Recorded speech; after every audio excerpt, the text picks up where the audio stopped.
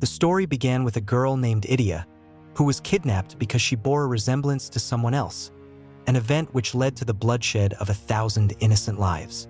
Earlier that morning, Idia followed her father, Kojo, to the farm. She was a beautiful young woman who was to be married to the son of one of the respected noblemen in the village. She was a woman whom every man in the village desired for marriage. That morning, she was woken up by her mother, who made breakfast ready, making sure to prepare everything they would need on the farm while her dad prepared the hoe and cutlass. Idia and her dad set out to their farm at the borderland of their kingdom. Their kingdom shared the same border with the neighboring kingdom of Azaniah, and this borderland was a lonely place. Everything was going well. Kojo was tilling the ground while his daughter was weeding. In the afternoon, Kojo asked his daughter to roast a yam they had brought to the farm for them to eat, as they were already getting hungry. Kojo dropped his hoe to rest under a shade to hide from the hot sun, and Idia went to gather dried firewood around the farm. Suddenly, her dad heard the loud scream of his daughter. 3 hefty men surged out of nowhere, wherever they had been hiding, waiting for the perfect moment, and immediately grabbed her. It was too late for her to escape their grip. They had caught her off guard. As she screamed, her dad rose to rescue his daughter from danger. One of the men shot an arrow at him, aiming him down in the chest, while 2 more arrows were shot again to make sure he did not survive. Idia saw her father struggling on the dry earth, life leaving his body, though in that last moment there was a feeling on his face of a man who had failed to protect his daughter. The 3 men dragged her away, covering her mouth to prevent her from shouting. The pain was too much for her to bear, and as she couldn't express her pain in cries, she passed out. These men were ruthless warriors from the kingdom of Azaniah. 2 days before Idia was kidnapped, the king of Azaniah had died from a sleep he didn't wake up from. In their custom, whenever a king dies, 7 young slave women are to be buried alive with the king. They believed these slaves were to accompany their king to the afterlife so he would not be alone in the spirit world. The chiefs had selected 7 young women who were slaves. That evening, one of the slaves escaped after the choosing ritual was made, where the slaves were to participate in a union between them and the dead king as the new wives through a ritual. None of the chiefs knew how she managed to escape. This slave's escape would be a big disgrace and disrespect to their dead king. Warriors of the kingdom set out to look for her, their search scattering across the border side with the instinct that the slave would be fleeing the kingdom. As one of the soldiers sighted the slave, the chase began. She had already crossed the border, close to escaping. One of the warriors saw her determination to survive, and in an attempt to stop her, the soldier shot an arrow at her. It was aimed at her leg, but the shot was not accurate as it struck the young slave woman in her chest. She instantly went down. When they got to where she was, life was already leaving her body. She died on the spot. This was a big problem for the warriors. She was meant to be brought back alive. They would be punished with the death penalty if they failed the mission, and would face more punishment if they brought her back dead. They sought and thought of a solution, and that was when they heard the voice of a man and his daughter passing by on the narrow road. The young woman had a resemblance and was also the same age as the slave they had just killed. One of them suggested they take her, dress her up in the clothes of the dead slave, and make her look like the escaped slave. That would save them from whatever they were supposed to face. Unfortunately for Idia, she became their victim. When she regained consciousness, she saw herself bound by rope, hands and legs, with her mouth covered. She was inside a cell with 6 other young women of her age who were also in the same situation, their mouths covered with rags to prevent them from screaming. In the middle of that same night, she was brought out before crowds. They were the people of Azaniah. Idia couldn't process or tell what was really going on, but one thing made her understand that she was in a big threat. Seeing crowds who watched them like sacrificial lambs, with no sense of humanity left in them. She was lined up with the other girls. Their dresses had been forcefully changed to white, and then they brought out the lifeless body of the dead king. That was when she realized the depth of the situation. She tried calling out for help, but from where? The only miracle that would save her was if the king resurrected from the dead. When the time came for the king to be laid under the earth, the The 7 young women were also laid alive beside the body of the dead king, bound in such a way they couldn't move. Screaming filled the king's grave as Idia and the 6 others were covered alive with sand. Idia's mother had been waiting for her daughter and husband, but they never came back that evening. It became late, and that was when she sensed something was wrong. Her son also came back earlier that same evening from the family's other farmland not far from their home, where he went to work. They were not that bothered until it became late. That was when it hit them hard that something was wrong. Idia's brother went to meet his cousin, Azaniah. They both set out that night to go look for his sister and dad. Azaniah was an experienced hunter who knew how to track both humans and animals. The first place Azaniah suggested they should check out was the farm. They took their torch and headed to the farm that night. On reaching the farm, they found no one. They looked around but saw nothing. As they were about to leave, that was when they noticed a noise like something moving in the grass. When they got close enough, behold, the person moving was Kojo. He didn't die from the arrow shot. He was still alive, moving but unable to talk. When his son and nephew saw him in that situation, they didn't waste any time. They immediately carried him back to the village to the house of one of the powerful healers in the kingdom. The injury was fatal, and they doubted if he would survive. The news of what happened to Kojo at the borderlands spread across the kingdom, reaching the ears of the royal cabinet. The king summoned his chiefs as they mobilized some of their strongest warriors to go search for Idia. Kojo has always been one of the respected men in the kingdom due to his loyalty and behavior. Meanwhile, his kingdom, Zura, had been in a constant war with their neighboring kingdom of Azaniah. They were either fighting over fertile borderlands or over a trespass. Both kingdoms originated from the lineage of 2 twin brothers who had always been at constant war with themselves right from their mother's womb. They both struggled on who would come out first, which later led to the death of their mother during childbirth. In the ancient era, when their father, the king of the United Kingdom, died, the 2 twins were left to succeed the throne. None of them wanted to step down for another, which led to the division of the kingdom. Azaniah and Zura were the twins. The warriors and spies set out to search for Idia. No one knew what happened. Kojo, who was receiving treatment in the healer's house, was in a deep sleep, unable to talk due to his intense pain. He was alive and breathing but not moving any part of his body, so no one had a clue of what happened. However, everyone who heard what happened suspected that the hand of the people of Azaniah might be part of what happened to Kojo and his daughter. Warriors of Zura searched all villages in the kingdom and all borders across the kingdom, but they did not find Idia. Then the spies came back with information that broke out the war. The spies learned about the death of the king of Azaniah. Their custom of burying 7 young women alive with their king wasn't new to them.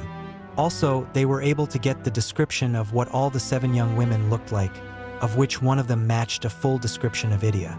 That same evening, Kojo managed to open his mouth and uttered the words, "Azaniah bastards! Azaniah bastards!" Then he passed out again. It now made full sense to them.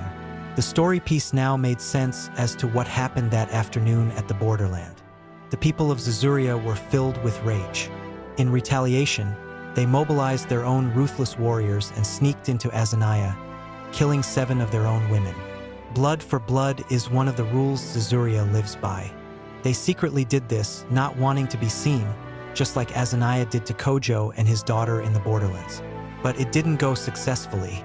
Unknown to them, an eyewitness saw one of the killing scenes and reported back to the new king of Azaniah, who declared war instantly on their neighboring kingdom. Information reached the king of Zura that war was coming, and he prepared his soldiers. He mounted more soldiers on guard across the kingdom's borders, waiting for the coming attack from the neighboring kingdom. Meanwhile, the new king of Azaniah was a very ambitious man whose first priority was to end the war by conquering their longtime enemy kingdom. Before this war, he had formed an alliance with another powerful kingdom called Idia. With their combined forces, they stormed Zura like an unstoppable storm.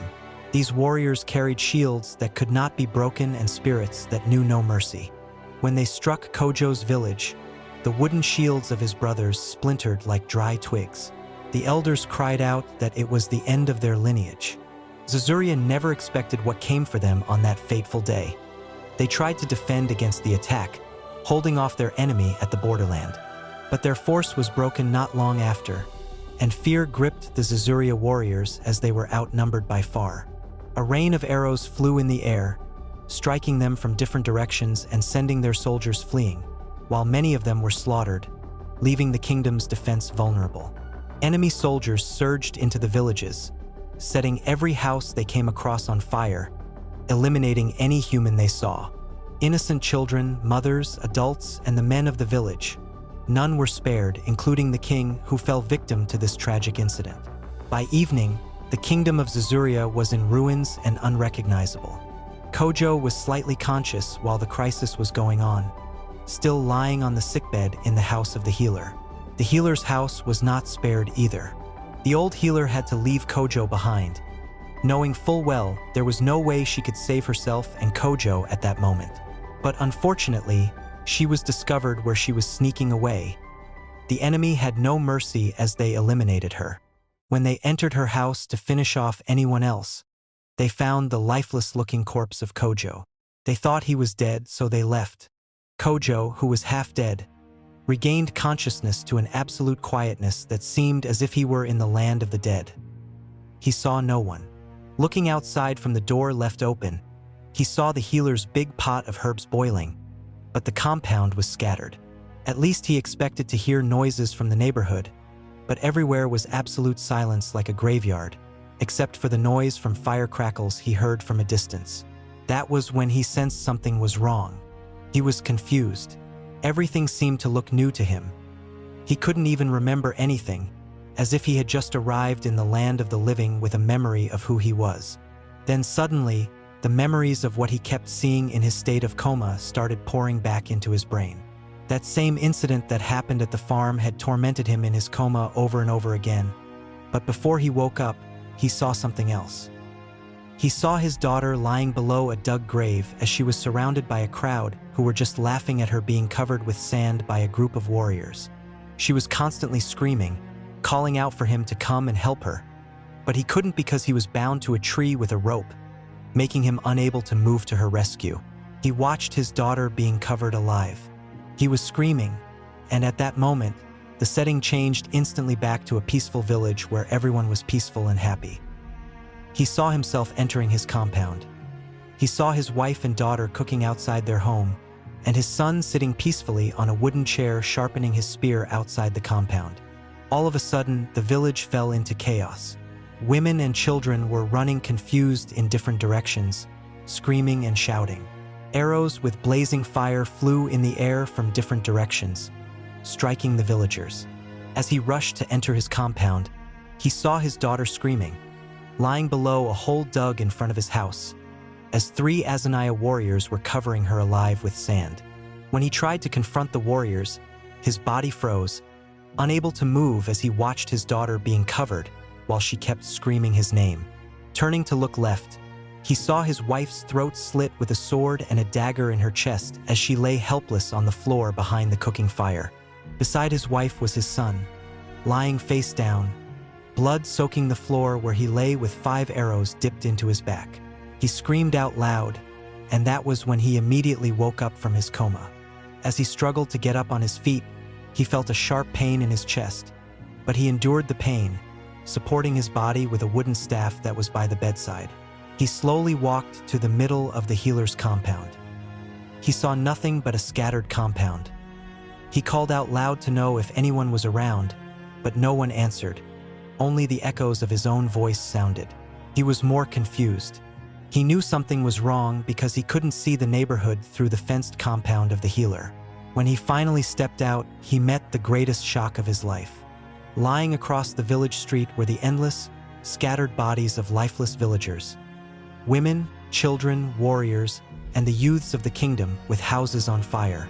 He fell to his knees. Azaniah had left an unspeakable signature in his land. He sobbed as he hurried in pain to his house, praying for a miracle and hoping that his family had survived. Unfortunately for him, he met his wife's lifeless body inside their room, where she seemed to have been hiding from the attack but was discovered. and his son struck down by multiple arrows shot into his back. He knelt down in the middle of his compound, screaming out loud until no more noise came out from his sobbing. But then, all of a sudden, something came upon him, and that was rage. He knew the deed had been done, and he was sure there was nothing he could do to bring them back. But there was something else he knew very well he could do: get revenge. He placed his hand in the soil of Zura and promised his ancestors that he was going to avenge the slaughter of his people. But if he was to do that, it should be done wisely.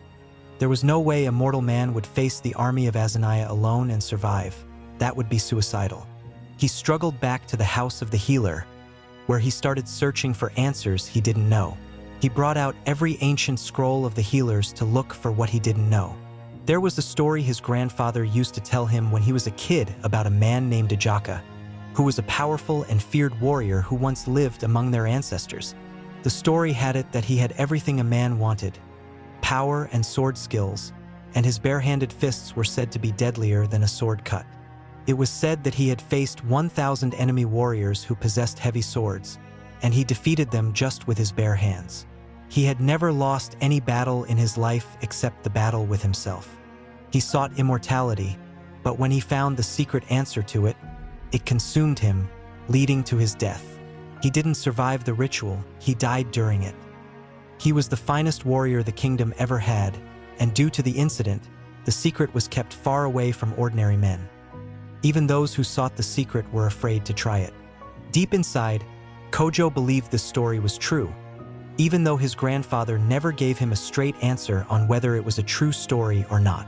It had to be true, Kojo told himself. After a period of searching, he found something. When he opened the scroll, it talked about the ritual that Idia had performed and didn't survive. The scroll told a story of the origin of this ritual, once performed by a demigod who once lived among men, a diviner and a messenger of the gods. The scroll revealed that this ritual would make the human flesh impenetrable by any weapon touched or possessed by a man. The practice is an ancient technology that the world has forgotten: the fusion of life. The ritual required the host to be submerged in a pool bath of living or at a specific site where the living or didn't melt from fire, but from the heat of his own heartbeat. As the fusion takes place, the metal doesn't just sit on the skin. It replaces the calcium in the bones and the fibers in the muscles, making the flesh impenetrable to anything man-made. To survive, you must remain perfectly still while the metal breathes for you. If the host panics, struggles, screams, or gasps, the ritual fails and he or she will die.